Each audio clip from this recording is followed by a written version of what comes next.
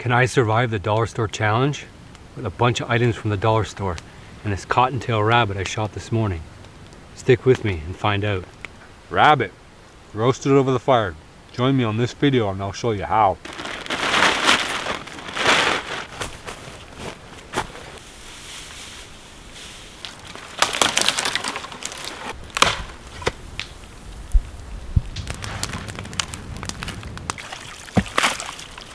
You're not going to get that in a lot of countries. You're not going to get water even that good.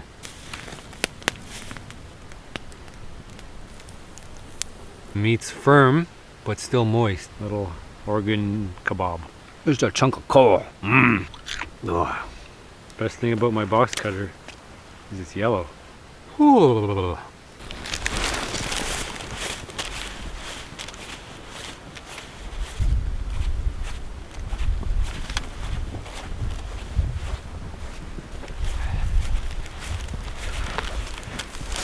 Well, we're back at it again.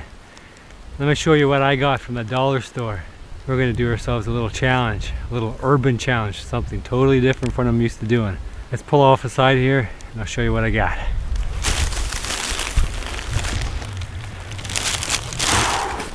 Alright guys, let me unload some of this stuff here. So, it's pretty much a dead of winter now in my neck of the woods, and I wanted to do something completely different this time. I wanted to do this, it's called the dollar store challenge. Now there are many variations on the dollar store challenge, so I'm going to do my own. As you know, I don't really follow the rules all the time. I think it's a $10 dollar store challenge, but in Canada our $10 doesn't go too far, so let's do a $13 dollar store challenge with a couple cheats. Got my grocery bag of junk. Just gonna lay this out. I'm gonna show you exactly what I have to work with today. All right, let's check out my goodies. So, a stainless steel pot. This one was $3.50. I'm hoping I can boil water in here. I'm hoping I can cook. This is gonna come in handy because I have an alternate way of cooking myself the special item. We're gonna put this aside right now. We're gonna talk about the special item in a second. I have 2 lighters. I used to have 3. No, I was smart about it. I put the 3rd lighter in my chest pocket. Once the lighters get cold, they stop working. So if I just left this out, eventually I'd have to heat it up to get to work again. So 3 lighters. It was $1.50 for all 3. They're gonna go in my chest pocket here. I'm gonna bury one down here in my pant pocket. I've got myself a box cutter. We call them X-Acto knives here in Canada. The box cutter. It's a pretty neat little tool. They had several different tools like steak knives and butter knives and all that other kind of junk. $1.25 for my utility knife box cutter. So it's got a blade here. It's so cheap it doesn't lock. It's a knife that I have to be very careful with, because if I do any bending or twisting with the knife, it's going to snap and pop and I'm going to have no blade left. I didn't buy cheap plastic cord from the dollar store because that was a waste of money. So instead I brought some paracord with me, basic 550 paracord. So shelter building. Now the tarp was an interesting one because they had all sorts of different selections, but the bigger the tarp, the thinner it was, at least for the price. This was $4, my most expensive item. It is 6 foot by 8 foot, which is a pretty small tarp, but I think it'll be enough to do a lean-to type shelter. It says heavy duty on it, but it's probably not heavy duty. It's got little grommets on here, so that'll make it easy for me to throw it over into lean-to style. So that's my tarp, that's my shelter. And part of the dollar store challenge, you're supposed to cook yourself a meal. You're supposed to drink something. Obviously I got snow everywhere, so I can drink that. And illumination, I think, is another one. Shelter, illumination, water, meal, fire. So fire obviously got covered with the matches, tarp, shelter, the pot, again, special meal still coming. I have some curious selections, you might wonder. I got myself some corn. That's my starch. It's little cobs of corn. I could have got the kernels, would have probably been more starchy, but I wanted a little bit of fiber with my meal, and I actually prefer these whole corn. I got myself some olives. So the corn itself was like $1 something rather, and the olives were $1.50. But the olives are flavor, because when you're out in the bush and you're eating just bland, plain food, the first thing you go for is flavor. So stuff like wild leeks or pickled leeks are definitely worth it on any survival challenge. If you get some flavor out of your meal, you're rocking. And this is a cheat. I threw these gloves in. I'm going to tell a story about the gloves just a sec, but I got to introduce my surprise item here. Of course, if you know me by now, you know I'm gonna always throw one of these things in here. I've got myself a rabbit. So what I did was I came out this morning and I popped one off. There's tons of rabbits all over the place, tracks absolutely everywhere. So this is a little cottontail rabbit. It's not the usual one that I have up north with the snowshoe hare. So this one actually doesn't turn white in the winter. It stays brown all year long. So yeah, I figured, you know, if I'm gonna do this survival startup survival challenge, I'm not just gonna eat warm up a can of food. That's boring to me. This is exciting to me. So I came out this morning, shot this guy, easy peasy lemon squeezy sort of thing. They're mostly nocturnal, these guys here, but because they kind of burrow and hang out underground during the day. Not like the snowshoe hares, you can get those guys all day long. But this guy here, yeah, you gotta go out, you know, dawn and dusk to get these guys. Last minute light, first minute light, that sort of thing. So I got the gloves because I want to be able to boil them in the pot. So I want to boil some water. I want to put the rabbit in the water, and then I want to try to pluck the fur off of it. Now this is not something we would normally do. Normally we just tear the hair off and resell it, set to go. But I want to try to pluck the hair off by dipping it into hot water and try to make the most use of it. So that's why I brought the gloves, because I don't want to expose myself excessively to something called tularemia, which is a bacterial-borne disease. I'm not saying that this rabbit in particular has it, but if I'm messing around a lot with the flesh and all that stuff and getting my hands dirty, then there's a chance of greater exposure that I'll have to my hands and it'll get inside my skin. So that's the reason for the gloves. Now the segue for the gloves is, if you can see on here, it says Courtney only. Courtney's my wife. She's joined me on a couple survival challenges before. And you might wonder, why am I using Courtney only gloves? These are her cleaning gloves around the house. Because near the end of today, I want to talk to you guys about a subscriber question. Some guy asked me, because I talked on an earlier video about masculinity, and he asked me specifically how he can be more of an ASSHOLE, because he recognized after a while being the nice guy, it wasn't working for him. So this is one way you can be the ASSHOLE to your significant other, and thereby gaining more respect. Now this might seem foolish to you. You might say, why would you create conflict when there's no conflict? Listen, if you're the guy who's always the nice guy, you will give nothing for anybody else to criticize, and you will reduce the amount of respect people have for you. So you always got to be a little bit of an ASSHOLE. So we're going to talk more about that later on once we get things in order. For now, we need to gather all these things up, and we need to get out of the open air here. It's starting to snow a little bit here now, and we want to find a nice sheltered area. So let's get going.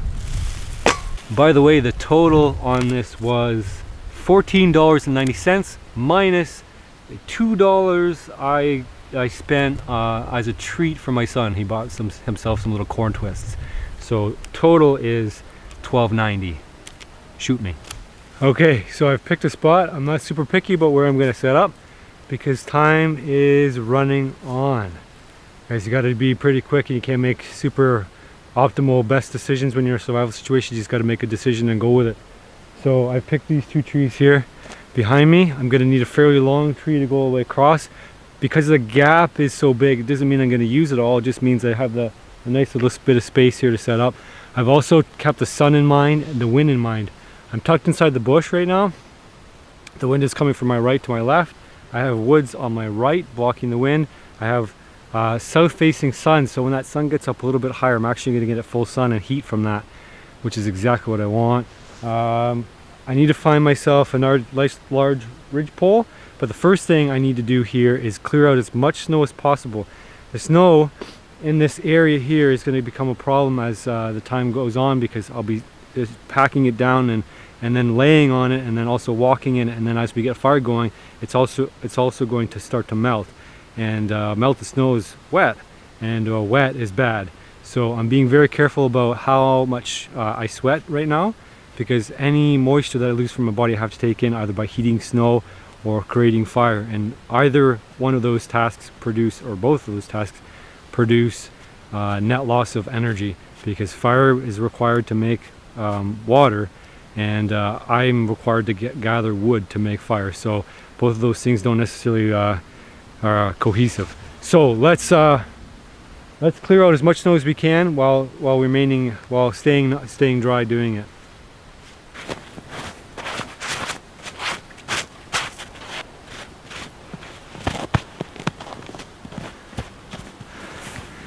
Okay, that's pretty clear. I have enough room in the front here for the fire, enough room in the back here for shelter.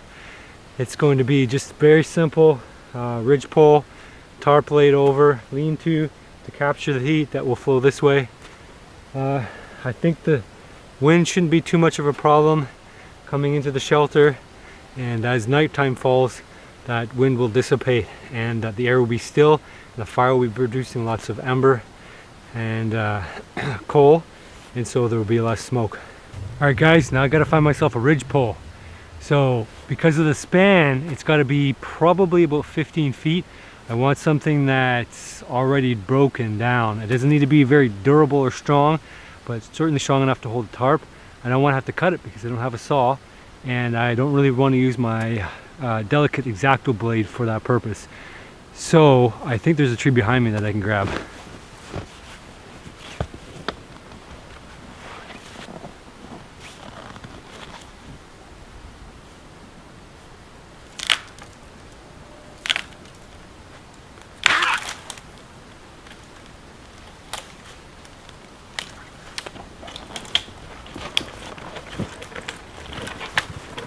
This one should do.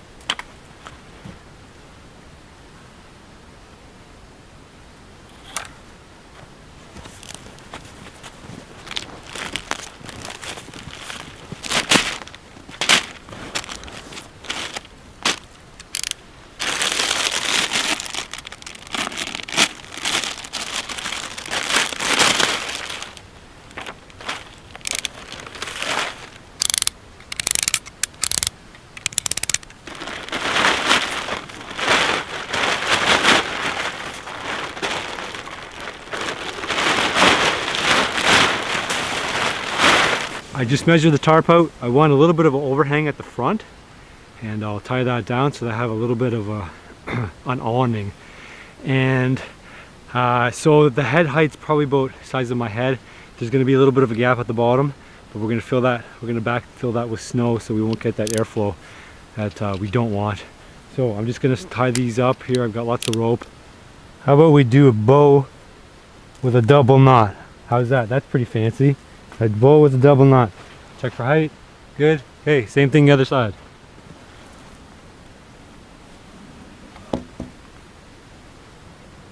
We want to try to get some of these knots off if we can, because we don't want the tarp to puncture through.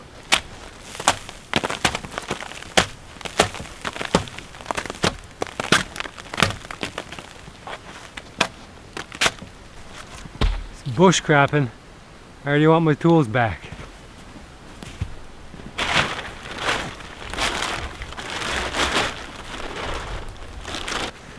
Just going to use this log at the back to hold it down temporarily.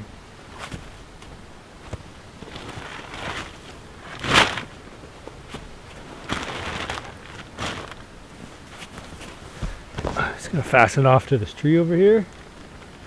We've got ourselves the making of a tent. Oh no, I just dropped my X-Acto knife in the snow.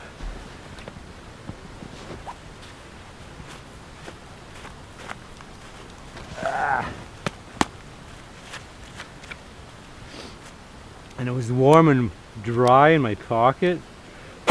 Now I got it full of snow. Yeah.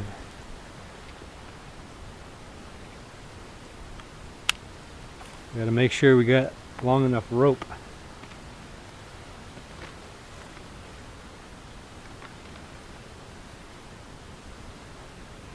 So many fancy knots in this video. Alright, off to the other side.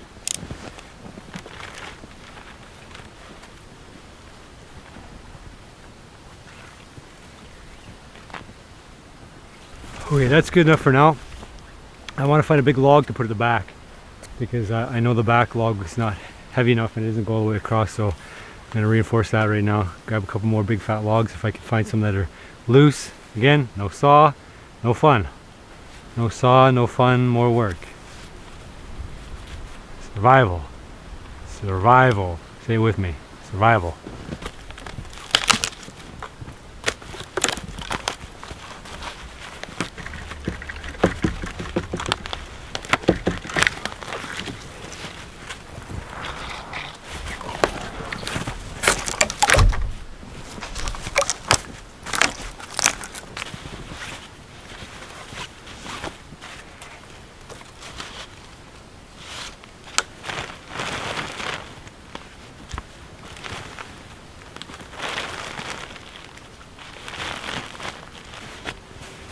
I'm just going to pile some snow up on the back here, and over time and with the heat from the fire, that's going to sinter down. It's called sintering when you take the air out of the snow and then you let it sit, it packs.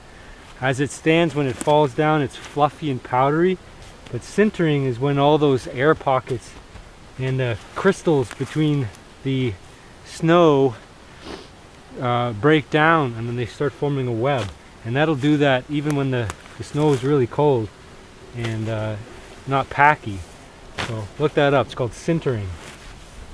It's the same principle you use when you build a quinzhee. You pack the snow, make a big pile, let it sit for a couple hours. It'll sinter down, and because all those crystals are destroyed in the snow and they start to bind together. So if we do that right now and let it sit for a couple hours, that'll be pretty much like ice. Sintered.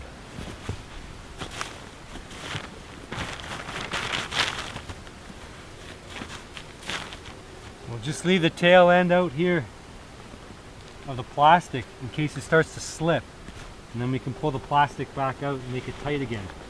When you're making a shelter like this, tight is good. And if you're picking a tarp, thicker is better. It'd be nice if it was longer though, and you have a double whammy. Thick and long. So overall, not too bad for a $4 shelter. It obviously has lots of shortcomings. Shortcomings. That's a funny word. Yeah, it has some shortcomings. One of the main ones is that it's so short.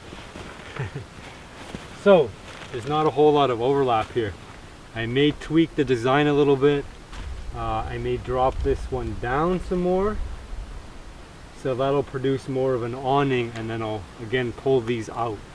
I was very concerned with the width and length of this tarp, but the alternative was probably twice the size, 6 feet by 12 feet I think, but very, very thin, and too thin for me.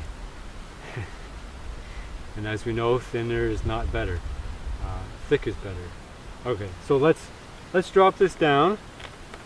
We don't need a big shelter. We just need enough so that we can cover ourselves. So we'll drop this down here, and we'll pull our awning out a little bit more so we have better coverage. Now we got a proper shelter. We got coverage. Just got to dig some of the snow out, pack it in the back. I don't want that to fall down all the time. Got protection over top, overhead, which is what I want. And so we're going to clear the rest of the snow out, pack it back in there, so we got a nice back wall, and let that back sinter. I've lowered the top so it's just above my head now, which is okay. I don't really want it that much bigger than that anyway because of heat loss. We don't need a big space in here. The next thing we're going to do is make a bedding. So I'm going to clear this out, and then we're going to get some bedding, and then we can make a fire. Maybe we can relax today, although I doubt that it's going to be the case. I'm getting hungry already. So it's going to be a hungry survival type day. Okay, back to work. Remember, this is about survival.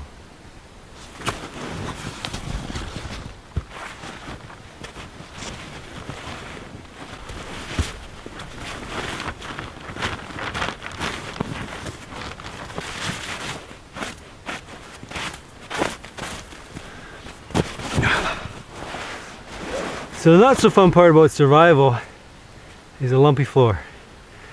So we need to fix that. Let's go get ourselves, there's very limited supply here of the type of stuff I want. I do want some spruce boughs. I also want some grass. The grass is not looking promising, or dead grass I should say, but I do believe I can find some. I see some spruce behind me. It's mostly a cedar here. So I don't need a lot, which is a good thing. Maybe, you know, 2 inches by my body length and width would be a good start. So let's see what we can find. So the spruce I was thinking about over there didn't work. The lower branches actually didn't exist because as trees grow, the lower branches get shaded out, and then the tree says, oh, I don't need these anymore, they're not helpful for me, so they basically shed the needles and that's it.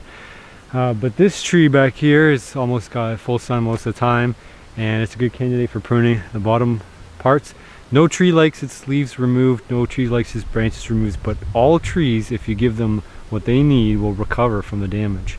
So we are going to remove the lower branches without causing the tree a whole lot of harm, because that's sustainable.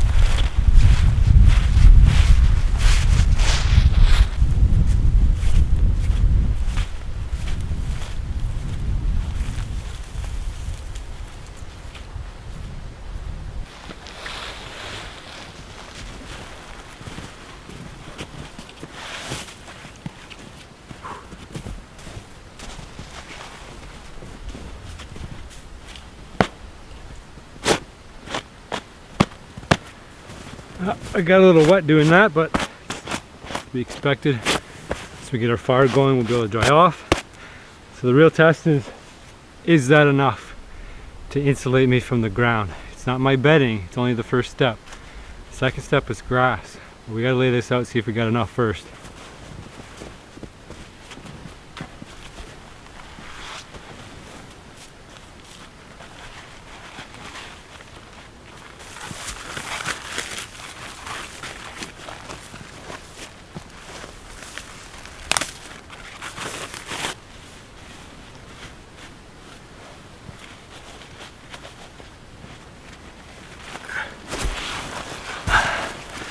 That's what I consider good.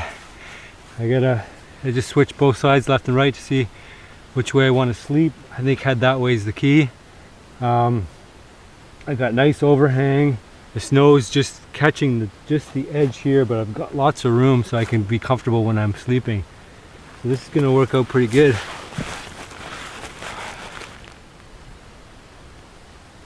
The best thing is I have that south sun right on me, and I'm super warm now too. I could probably just sit here. Well, I won't have the sun for very much longer, but between the trees anyway. But the benefits of being in the out of the wind, though, you know, you do miss out on the sun. But it's a whole lot windier and colder out that way.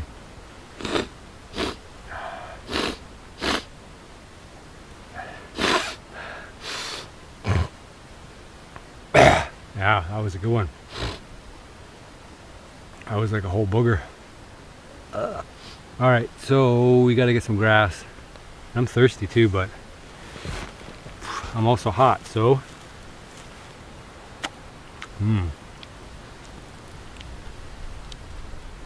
You guys insist on telling me I can't do this, but over and over again I do it. I'm fine every time I do. You just put a little bit in your mouth, warm it up and swallow it. So that's part of the challenge. Water, shelter, most of the way there. We got fire, lighters in my pocket. We got food, we got cans. Oh, the can thing's interesting because they're not the pull top ones. I couldn't find pull top ones, so I have to find a way to open them. I'm gonna have to find a rock. Finding rocks out here is tricky in the winter. They're all frozen and stuck to the bottom, stuck to the earth. If you can find one.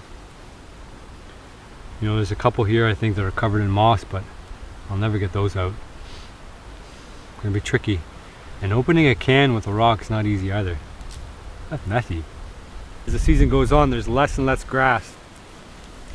This dead grass is awesome for bedding. It's also good for fire starting. So I'm going to collect as much as I can. You see there's just little clumps here and there, basically in this little opening meadow area. And the rest of it's just all kind of got matted down as the season's gone on. So I'm going to try to collect as much as I can, and hopefully I'll get a good enough bundle. I do want about an inch or two, and that's going to give us that air gap that we want between the ground, the good air gap, because a lot of that heat from our body is going to get wicked away from the soil down below, the frozen soil. So we need to get a nice buffer between us and them in the cold. So I'm going to use my knife and cut as much as I can down here.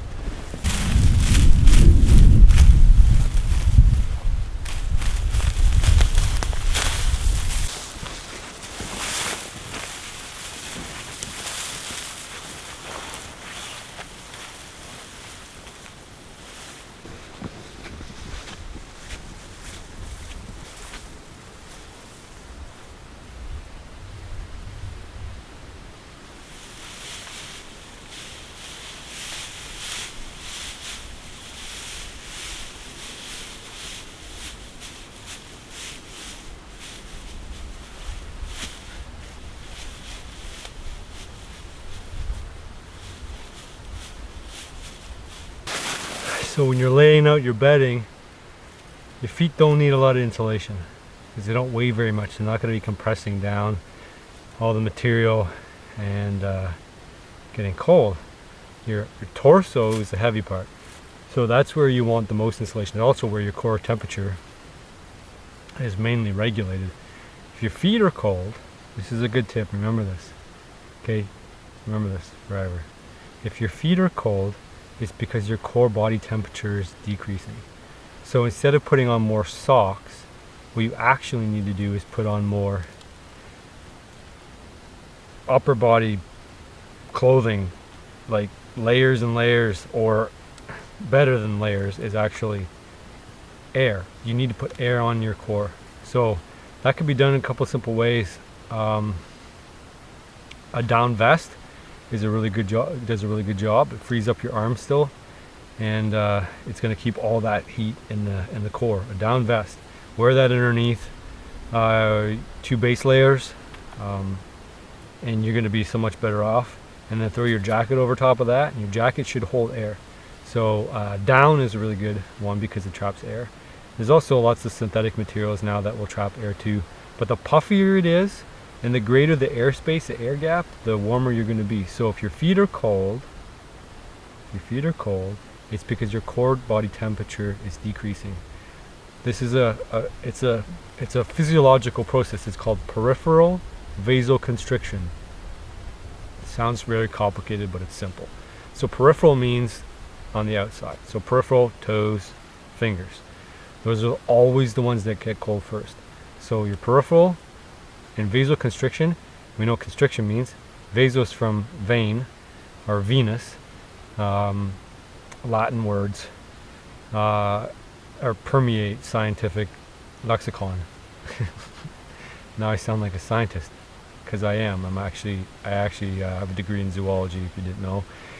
And that's why I know so much about physiological process of peripheral vasoconstriction. Anyway, getting back to the main point, while going off on so many tangents. So, if your fingers, your peripheral, are getting cold, it's because the veins in your body are closing off. They're constricting, they're reducing blood flow to your tips. Your toes, fingers first. Your nose and ears, obviously, if you're not, those are, the blood's getting cut off there too. So what you need to do is keep that core body temperature high. So you do that by insulating the core, and then your veins won't constrict, and then you'll get blood flow continuously to your tips of your fingers and your toes. So remember that. Same principle with the bedding. We want our airspace to be on our core. Our feet won't weigh down so much, and if we can keep our core body temperature up, then our feet won't get cold. And we're going to get some assistance with the fire as well, but if we don't have the bedding situation down, we're doomed. I'm also going to be using my jacket for insulation. I would like to get more of this grass and put it over top of myself in a pile, but I searched pretty far radius, and there's not a whole lot to speak of. If I worked for another hour, I might get another bundle about this size. That would be helpful, but I may be better served simply collecting more firewood, because it might be questionable how much heat I might retain from using this as my sole method of insulation. So I will definitely focus on fire next, because I'm thirsty and I want some liquid water now. I want some warm liquid water. So I'm going to be sourcing from the creek or the snow. So let's get a fire going next. And I always debate whether I should use, I should bring my bow drill out and say, well, maybe I'll make a bow drill fire instead of using the lighter. But to be honest, it's so much more work. It's probably at least two hours work to get a fire going with a bow drill. But lighter, it's instantaneous. It's such a marvel of modern technology, just to have instant fire like that. But I still need to collect the wood, obviously, and I don't have a saw or axe or anything else that I like to use. So off we go. So starting a fire with a lighter is not a whole lot different than starting a fire with a bow drill. Just need a little bit less preparation, and you got more room for error with the lighter. It's obviously a pain in the ass to cut all this stuff up by hand, and it does limit the size and quality of the wood you can get. I can't go out and grab big hardwood, so I'm kind of left with whatever I can break by hand, and which is fine, bigger sticks, and I'll burn them out with the fire. So I'm going to start off with some birch bark here. What I'm going to do is break it up into smaller pieces to increase the surface area, and I also want it to be paper-like rather than cardboard-like. It lights a whole lot better, it produces a better flame. You can find, I found birch bark before where I couldn't actually light it. It was so woody. Like you can see this stuff here. It's the outer bark is basically wood, so it won't burn as is. It has to be tore up. So you get something like that, and I like to layer. So I'll put, a good layer of kindling, and then some birch bark and some kindling. You can see how pretty I am when I do this. Very important that you're pretty. If you're a girl, if you're a guy, you don't have to be. You have to be useful, practical. It doesn't hurt if you're pretty, but you don't have to be pretty. Just like a fire, just got to get the job done. Okay, that's pretty good. Let's see, we got lighter, lighter, lighter. Which one should I use? Buck for all of them. See the blue one? Dollar store lighter. Dollar store lighter's not working. Oh, there we go. Oh, there we go. Hey, no, it's not going. Went out. It's a little windy.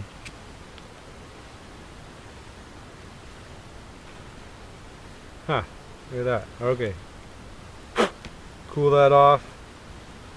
Back in the pocket. Now, when you first get your fire going, it's crucial that you feed it. And you want to feed it is the little stuff first. Now let's feed the little stuff. And then as we go, we can get bigger and bigger and bigger. Right now, we don't want to not use our birch bark. So we want to convert it to fuel. So we do that by converting it to bigger and bigger and bigger while we have heat. Now if this was wet, it would be even more important to be quick with this process.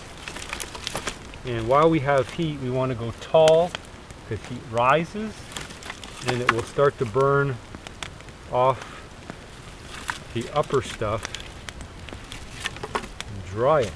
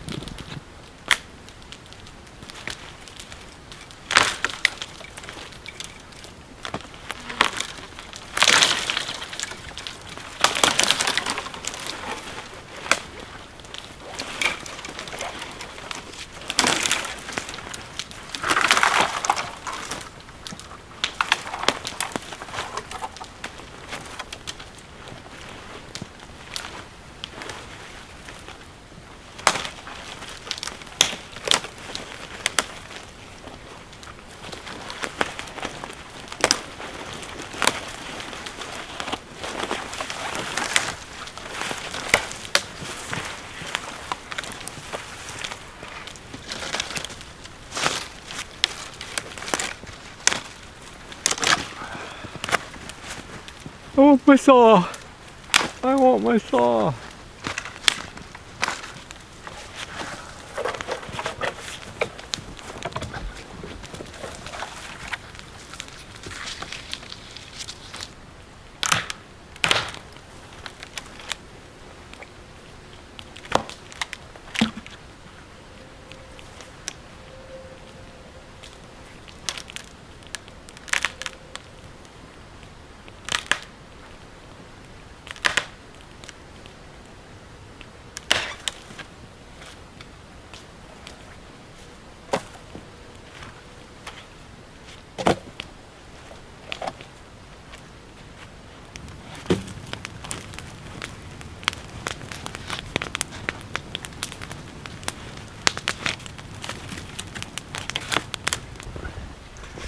Alright, it's time to get some water.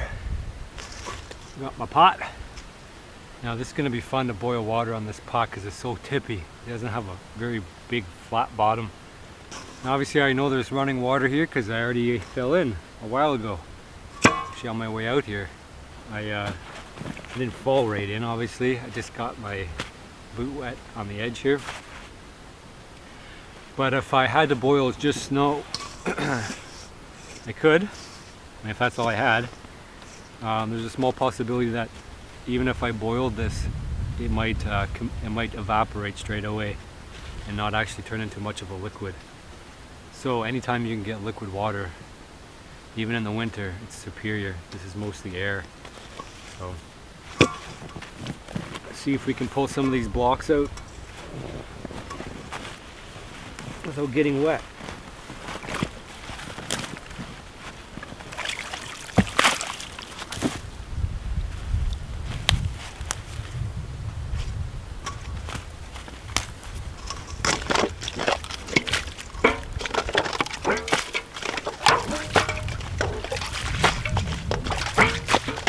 Since we stirred up all the water, it's all brown now. All dirty water. Top's not so bad. But it is flowing from a spring-fed water. I've traced this source back on a mapping program, and it shows that its origins is basically spring. So it's one of the main feeders to our river system here, our watershed. I can actually see the water flowing right now. So if I wait a little while, all that debris that I stirred up will eventually wash down. It's already getting quite a bit clear, more clear now. There's just a little bit of sediment. I'll be patient and wait.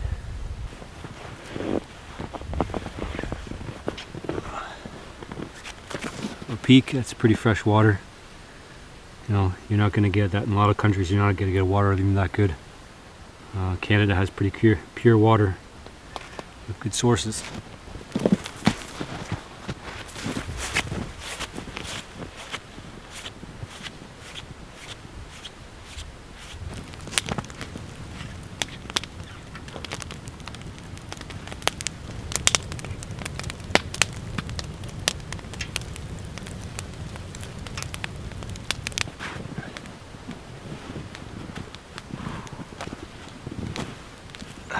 Curious to see how this is going to work. Never tried this before. Might be a complete disaster. And if it is, we'll still eat the hair. So the idea is or rabbit I should say. So the idea is we're going to take it and we're going to dunk it in the water. And hopefully that's going to make it soft enough so that the hair comes off. So we're going to keep it in there for 5 minutes or so until the fur softens. And again, the reason for doing this is to try to preserve the skin, which has the most amount of fat. It's a pretty small meal to begin with. The skin might be too thin for this to work, so we'll see. That looks like it's coming off okay, but I think it's actually pulling little bits of the skin off as well. That didn't work at all. I ended up basically just taking all the fur and hair and everything out of it.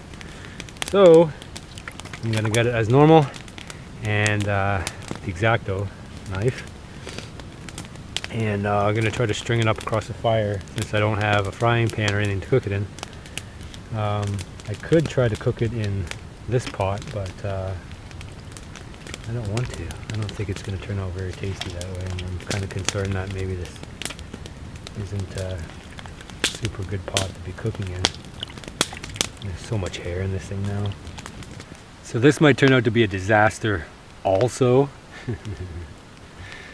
What I'm going to try to do is tie up the legs and string them from tree to tree. I may not have enough rope, which is why I'm saying it might end up in a disaster. I got to go to 4 ways, and the problem is as I might actually burn my rope, in which case the rabbit's going to end up in the fire. but it's worth a shot. Learn new cooking techniques. I'm just going to tie from one pod to the other. I'm going to go 4 branches and hook it up to the fire here.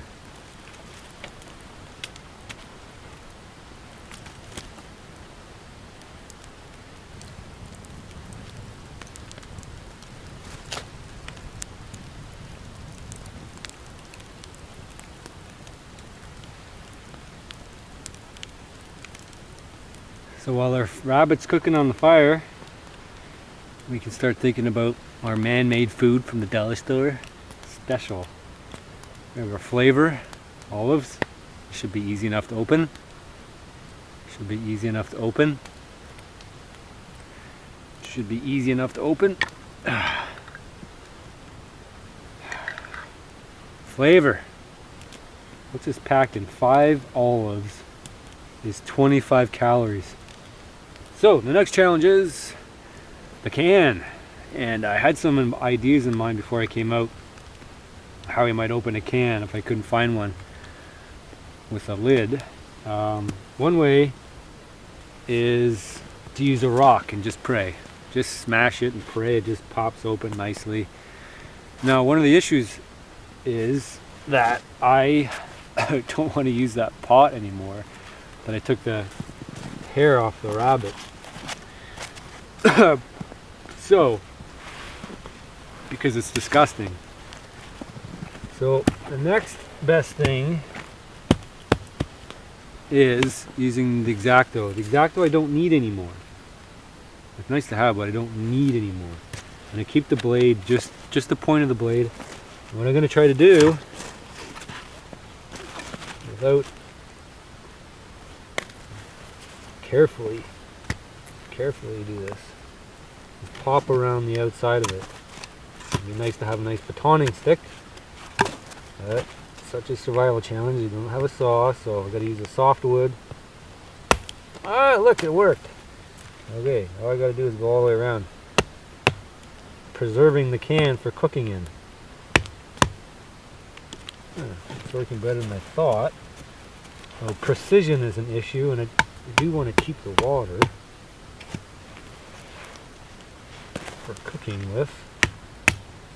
I broke my knife blade. It's not an issue, they're meant to break, but I also don't want it in my food. That's no good. Sort of working. I gotta be real careful with my bottom hand. So I'm actually gonna cut just the interior part of the can. I'm not gonna go to the edge here. It does take quite a bit of down pressure. And maybe 30% around now. If we can get that out rather than in, I think we'd be in business.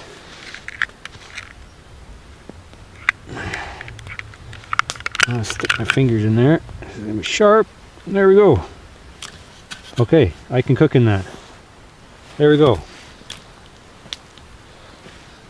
Beauty. Actually, I'm going to put it like that, and I'm going to steam those.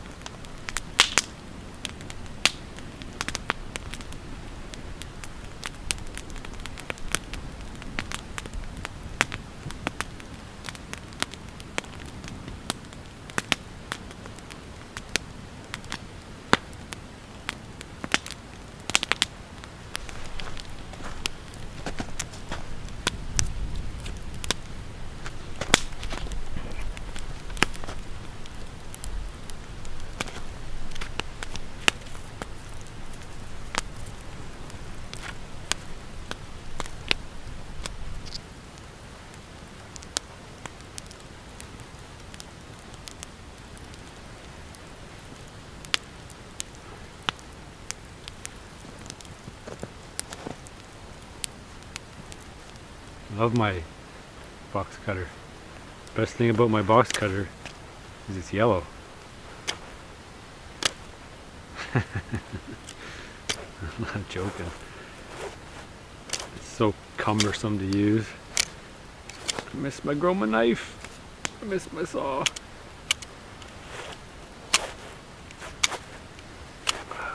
The blade doesn't stay in position. I thought it would lock, but it doesn't lock. Best thing about the dollar store challenge, it's almost over. I almost get to eat. So what I'm doing here is I'm sharpening myself up a stick, just a cedar branch, and I'm going to cook my organs. Well, not my organs. I need my organs. I'm going to cook up rabbit organs. Okay, that's it. Just a pointed stick. And we're going to put on a kidney. That's the heart. And a kidney. Heart and a kidney. Heart, a kidney, and a kidney. A heart, a kidney, and a kidney. A heart, a kidney, and a liver. A heart, a kidney, and a liver. There it is. Little organ kebab.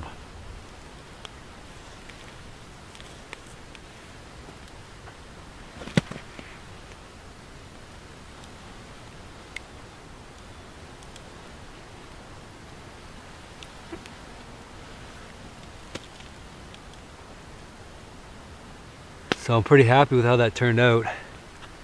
The meat's firm, but still moist.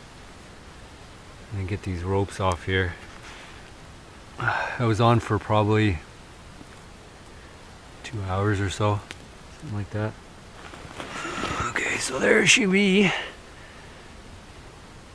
Let's see. Nice moist meat. As I sit down, the smoke has to come right over to your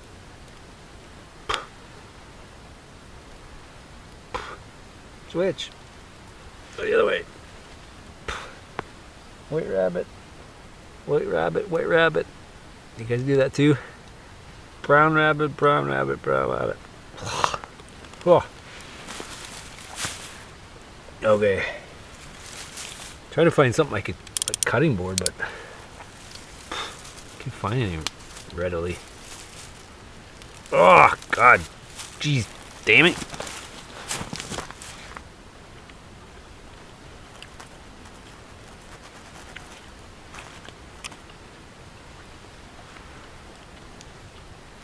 Good meat. It's weird. It's more pink on the outside than the inside.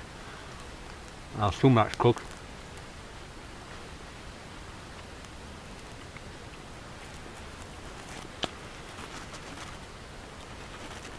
Tenderloins.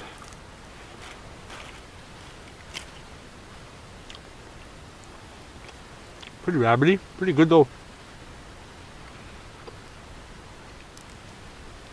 Very moist. Not overcooked at all. Use some salt and pepper. Yeah man, it's good. Let's grab a butt cheek coffee here. Oh yeah, that's really good. Really well cooked. Just the perfect consistency. Still got some juice in there. I'm not a big fan of the hair, but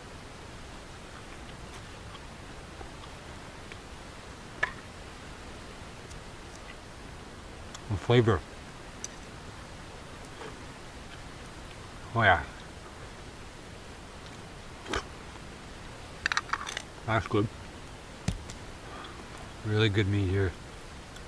I'm surprised how much juice there's still left in there. Every time I've ever cooked rabbit, it's always chewy. This is really good. It's like slow cooked. I would not advise that you try to pull the hair off. It's not going to work.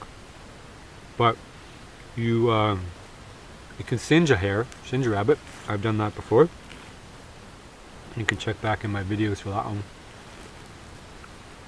So I've decided, it's kind of on the fence whether I was going to stay overnight. The only thing left I'd have to do is basically collect a pile of wood, like a lot. It gets pretty cold out here, so can't really mess around. I have a family at home. If I was a single dude, I'd do it, but I like being at home.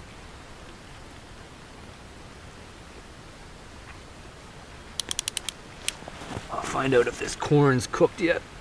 At least warm. I know it's pre-cooked if it's in a can. Look at these ugly little things. Oh yeah. Well, it tastes terrible. Oh, bad. I don't recommend these. Ooh. Warm me up though. If you put your hands up at the horizon, about arm's length, if you got about 4 fingers, it's about hours before sunset. And I can see that sun is just above the trees right now. So the day is almost over. I gotta wrap this up.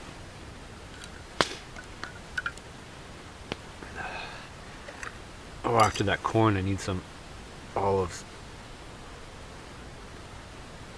Oh, flavor. We're freezing up, solid. There's frost forming on everything. This is really good though, I'm impressed with this. Well, that's definitely not some of my finest cooking. I kind of forgot about it. That's the kidney. No, that's the heart. Heart's always just chewy. You can't throw it out though. It's still a good piece of meat. Kidney is less chewy. Other kidney. So I know those are good. I'll make sure I swallow it before I add the liver. Oh, that. There's a chunk of coal. I'll stick to your ribs. It's like eating burnt toast. It's like eating burnt kidney. I'm gonna take the burntest part off. Ah. Oh. Actually, no. I say the burntest part was the best part, but oh.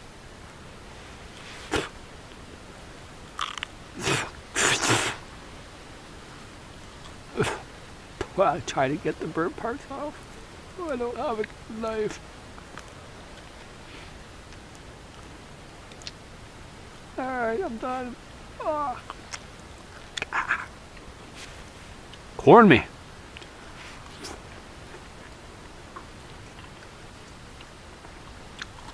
That doesn't help. Ugh. Those complement each other not at all. Gotta get the grocery out of my mouth. Alright, so clearly I can survive. It's a whole meal in itself, just as corn. 20 calories in 7 pieces. That's it. That doesn't sound like a lot. So between this, my rabbit, my olives, that's about a day's. Well, I probably burnt more than I got back, but I had fun doing it. Alright guys. Hope you enjoyed it. Feel free to subscribe or not. I don't care. Cheers. Till the next time. I have with me a reader comment question. It's a long one. It's a real long one. So you're gonna have to bear with me.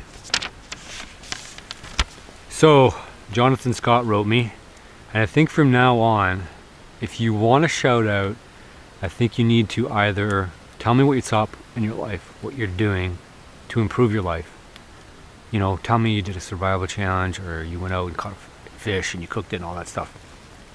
I want to know what you're doing. Don't just say I want a shout out and here's my name, because obviously anybody can do that. I want you guys to start standing out from everybody else, and in your own little way. It doesn't have to be like, you know, in my way. It could be in the modern world too.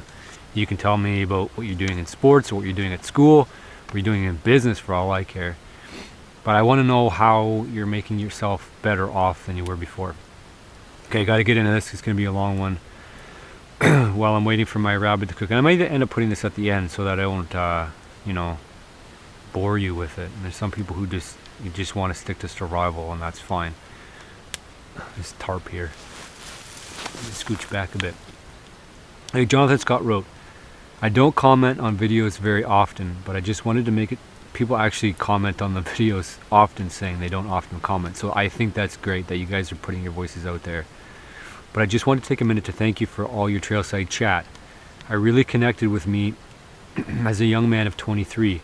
I've been having a really tough time the last few years, and the subject has been on my mind frequently.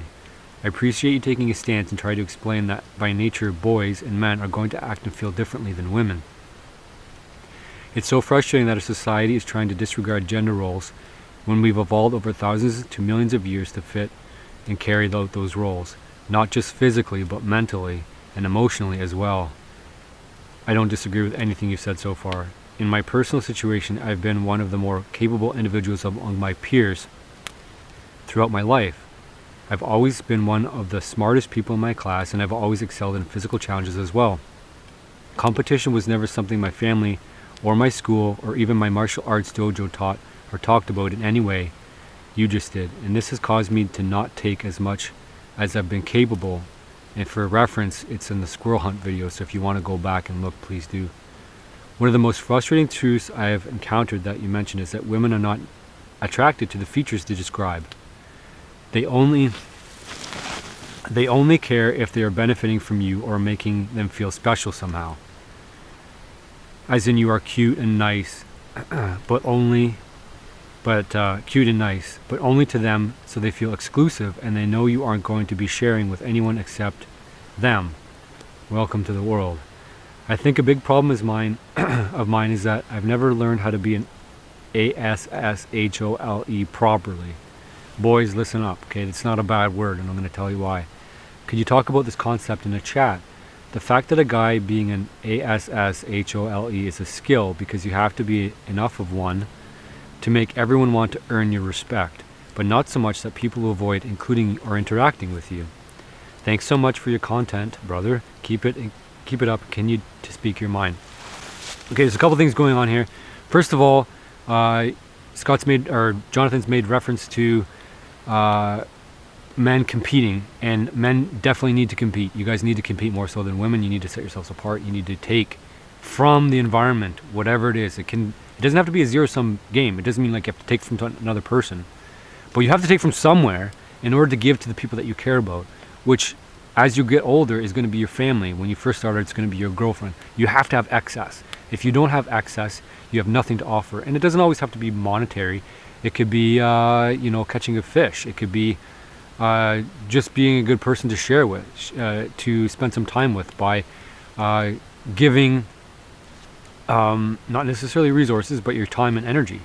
So those are resources that you have to take from someplace else to give to someone, and they have to be an asset. As you get older, yes, you're going to need resources, raw resources, like, you're going to have to be able to put food on the table. You're going to need to be able to get a job, and you need to operate some kind of business in one way or another. It's very rare that people can just go out and make a living from nature exclusively, but we're wired that way still. So how do you be enough of an ASSHOLE in order so that a woman will pay attention to you, but not so much that you're completely useless to her? I mean, seriously, there's a lot of guys, and especially in high school, who have lots of girls fawning all over them because they're the bad boy. As women get older, they start to realize the bad boy's fun but not very useful. in so much as that he's not a very good provider, but she does make him excited. And that's certainly one dimension that women look for, because a man has to have an edge. Even a nice guy has to have an edge. If a guy does not have an edge, he's a nice guy, he's a friend. And friends are good to have, but they're even better as slaves. You know, and I'm not talking about a man-man relationship. I'm talking a man-female relationship. If you're just a friend to a woman, you're essentially an emotional, it's a bad word, so, not a bad word, but in this context it's not good. You're just emotional rag, let's say. You know, you're just there to absorb all of her pain and misery, somebody to talk to. You know, you're a girlfriend. And, you know, you can't be a girlfriend to a woman and expect to get what you need from the relationship. Let's put it that way. So, I used to know this off by heart, but I don't know if I can name them all. But there are basically 5 stereotypical tropes for men in female romance novels: surgeon, alpha billionaire, werewolf, vampire. And there's another one. Okay, I'm not going to get the other one right now, but if I do, I'll put it down in the comments. But there's a reason for the fact that women like these guys. They're men that can potentially be tamed. They all have an edge. Now, you might think an edge is not an asset in our modern time, but it is an edge. But it is an advantage. Having an edge is a huge advantage in a modern day life. If you're just some guy who's nice, you're not going to take full advantage of the opportunities in front of you, because you're always going to step aside to let somebody else take advantage of those opportunities. So the idea is, and the proper way to set up a relationship is to be the man with an edge, but to work hard to prevent your significant other from taming you. Let that sink in. So you have to have enough edge so that the girl you're with has to continuously work to try to tame you. So she wants you to have the edge because she wants you to take advantage of the opportunities outside of the relationship. But she wants to not totally tame you, because that's boring. And the women are wired for drama and excitement. And if you're boring, you're just as good as dead to her. So you have to keep your life and hers interesting. That's part of your job on the planet. So, okay, so where was I? Having an edge. So you don't want to let her tame you. So in the relationship, you'll get tired, because a woman's job is to continuously try to tame you, because she wants to be able to control you and your capabilities, so that she can put you to work for her, essentially. I mean, that's the arrangement. And a woman uses not physical strength to modify her environment. She uses her language to try to control your ability to control the environment. So her voice becomes an extension of you, essentially. And so, but if you go too far, then she'll think, well, maybe I didn't pick the right guy. He was too easy to tame, and she runs away. We see this over and over again in juvenile relationships, to say in teens or whatever. So she's always going for the bad boy, and the harder to tame, the more exciting it is. And of course, these can end up being very toxic. But it can be still productive relationship. But if you don't have an edge, she thinks you're going to be a pushover. That's the basic line. So to be the ASSHOLE, you got to continuously show her that you have an edge, and show her that you have upward potential, and show her that you're rising in a hierarchy. I can tell you that my relationship has improved a lot just by starting this channel, because you know, I have subscribers now, which is cool. Like, I have people that are following and tracking what I'm doing, and that's exciting, because you know, that shows leadership and strength. And also what I'm doing is very edgy, and I'm not doing it just to be edgy. I'm doing it because this is part of who I am naturally. And other people have edges in different ways, and I hope you do. I hope you have something that makes you unique, and that gives that edge, that bad boy mentality. You could be the surgeon. The surgeon's a curious one, but I guess it's like, you know, you can wield well, he's definitely got the status and the wealth, but he's also you know, he's got money, and he's also got an edge. You know, it's not even figurative. And the werewolf is like, well, obviously, I mean, think about it. If your boyfriend was a werewolf, he's like potential for massive destruction, but you can potentially tame him. He's like a wild beast. So of course women are going to be attracted to that kind of, you know, fantasy. But in real life, you know, girls are, they're just the guy who doesn't listen to them, who doesn't obey them, you know, who she has to work to tame. So if you want to go do something that's bad, and, you know, obviously not illegal, go out and do something that's bad and not illegal, and she'll be drawn to you. I mean, she's gonna say she doesn't like it. She's gonna gossip and complain to you and complain to her girlfriends, but she's always gonna come back. You know, that's part of the struggle that women, that charge women, let's say, that gets them excited about life. So yeah, I mean, that's how to be the ASSHOLE. And you know, when I brought the gloves out, you know, that's like, she wrote on the gloves, "Do not do this." And I'm gonna try. I turned around and I did it, for the very reason that I know it's gonna drive her mental. You know, she's like, "Oh, this is a simple thing I asked you to do, and I'm creating the drama." I mean, every once in a while you got to create drama, or life becomes very boring, and you got to expect that in a relationship. You're gonna have drama. I mean, when women get older, the drama kind of declines, but so does the level of estrogen. But if a woman's not feeling, she's dead. You know, they read books that make them cry, and they watch movies and they cry, and they're sobbing at the end of it, and you're like, "How is that a good movie?" And they're like, "Oh, it's a great movie." I'm like, "Why?" You know, I kind of felt a little bit too. I didn't cry. But women want to experience the whole spectrum of emotions, from the lows to the highs. And if you can make it happen all in one day, that's a good day for them. So that's why they want the guy with the edge. They don't necessarily want the ASSHOLE. They just want a guy who's got a backbone and a spine, who keeps life interesting for them. And it's different flavor for every girl, but you know, you can expect it to be fairly universal, because our lives were found, the foundation of our lives as humans was on drama, on excitement, on, you know, there was never a dull day. And if there was a dull day, it was, you know, you're not trying hard enough to make life interesting. You're not pushing. You're not trying to take from other people or the environment. You're just like, it's not dangerous enough. You know, you're just a boring loser dude who basically acts like a girl. You know, the guy who has an easy life, who doesn't challenge himself and doesn't get out of his comfort zone. And that's not cool, because, you know, that's a very limited life. And if you don't take risks, you're definitely not, you know, as a guy, if you're not taking risks, you're definitely not going to reach the upper level. You know, you might even end up in the basement of somebody's house where nobody pays any attention to you. I mean, that's the alternative to a guy with an edge. And then on another note, we've talked about this kind of stuff before, but you definitely need to be the guy who has a big sword, but keep it sheathed.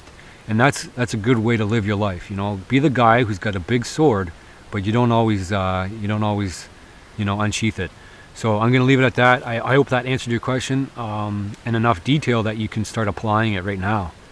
Some pretty actionable things right there. You just got to decide who you are. And, you know, maybe you won't decide that when you're 20, but, you know, throughout your 20s and 30s and 40s, you got to figure that shit out. Or you're going to have a rough time. Simple as that. All right, guys. Hope that's good enough. So that's Jonathan Scott. Good luck, buddy. And I hope some of that works for you. Rabbit, roasted over the fire. Join me.